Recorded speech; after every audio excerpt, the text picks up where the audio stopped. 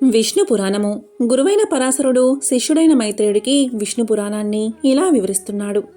పాతాళ సమస్త లోకాలు, సప్త సముద్రాలు, సప్త ద్వీపాలు, సప్త లోకాలు గల బ్రహ్మాండ భాండం, నడుమనున్న స్థూల సూక్ష్మ రూపాలు, ఇలా ఉండే జీవులు కర్మబంధానికి కట్టుబడి మరణించి యముడిచే వివిధ శిక్షలు అనుభవిస్తూ ఉంటారు.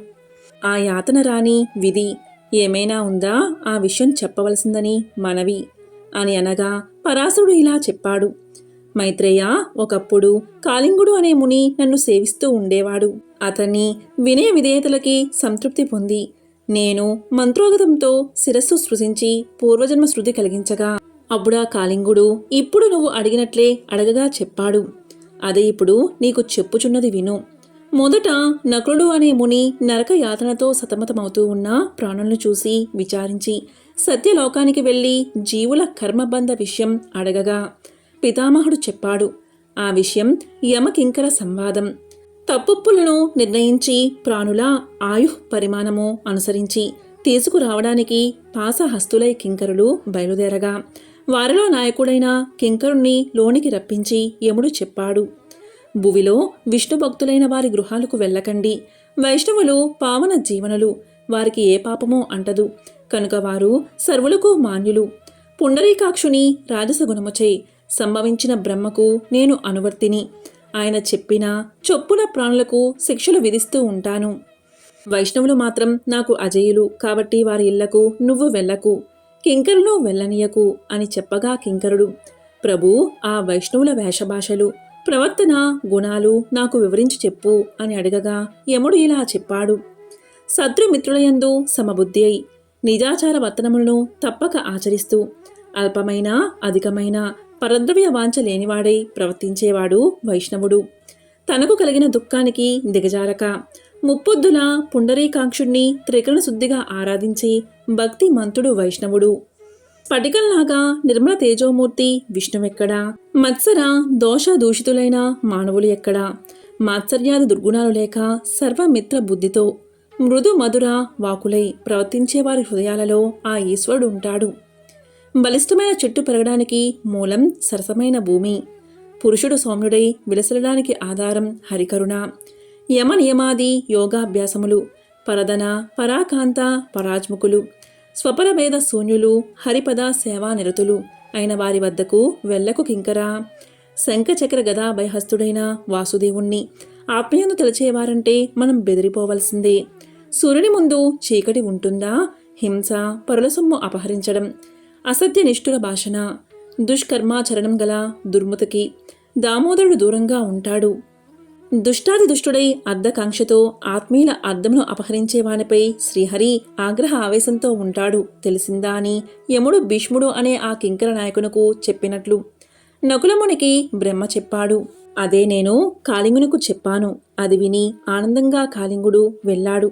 విన్నావా మైత్రేయ, నాకు దేవభజన పరులకు యమదండన ఉండదు అని చెప్పగా విని మైత్రేయుడు, ఆచార్య, సంసారంను జయించాలనే సంకల్పంతో దేవారాధన తత్పరులైన వారు ఎలాంటి ఫలితాన్ని పొందుతారు అని అడగగా, మంచి ప్రశ్నే వేశావు.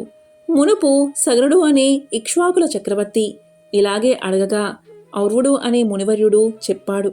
అది నీకు చెప్తాను విను.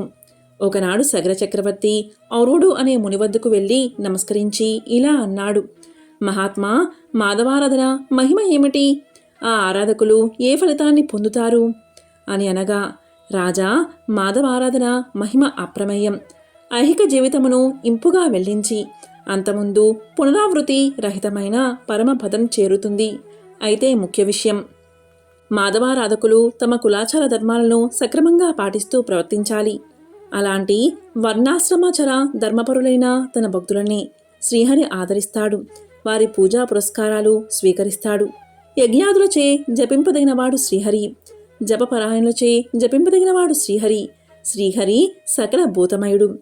పరదనకాంక్ష, పరకాంత వ్యామోహం కలైనా లేక, జీవహింస చేయక, ఎదుటివారిని ఏ దశలోనూ దూషించక, ద్వేషించక, సాధుజనులకు కీడు చేయక, తన్ను ప్రేమించే వారిపై అలగక, గురువులయందు భక్తి కలిగి, బ్రాహ్మణులను సేవిస్తూ తన పరాభేద బుద్ధి లేక, సర్వసమబుద్ధితో ప్రవర్తించేవారి పూజలనే శ్రీహరి స్వీకరిస్తాడు. అదే ముఖ్య విషయం.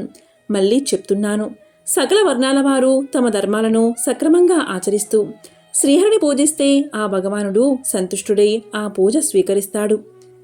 ఇది సగరుడు విని, మహానుభావ, వర్ణాశ్రమ ధర్మాలు వివరించవలసిందని మనవి అని అనగా ఔర్వుడు ఇలా చెప్పాడు.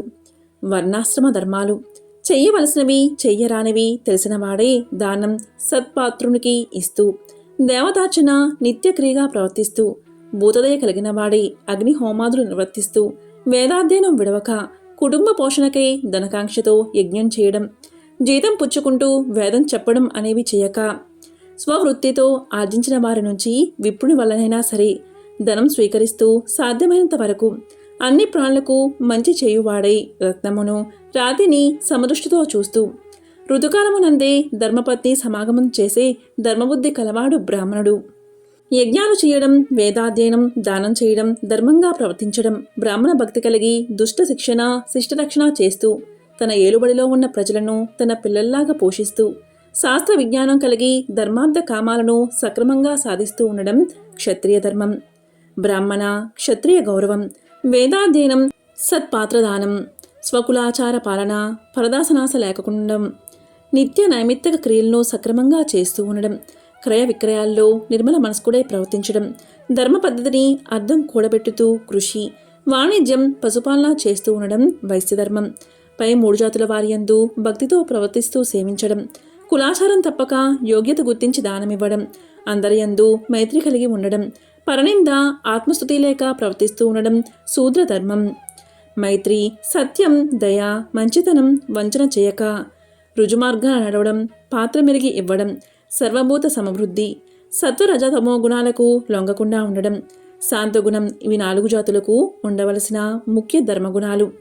ఎంత దురాశ వచ్చినా, ఎంత కీడు కలిగినా, ఎలాంటి ఆటంకాలు వచ్చినా తన కులాచార ధర్మాలు తప్పక ప్రవర్తించాలి అని బ్రహ్మవాక్కు అని చెప్పి, రాజా ఇక ఆశ్రమ విషయం చెప్తాను విను అని ఔర్వుడు సగరునకు ఇలా చెప్పడం మొదలుపెట్టాడు. విష్ణు పురాణము. ఓం నమో నారాయణాయ.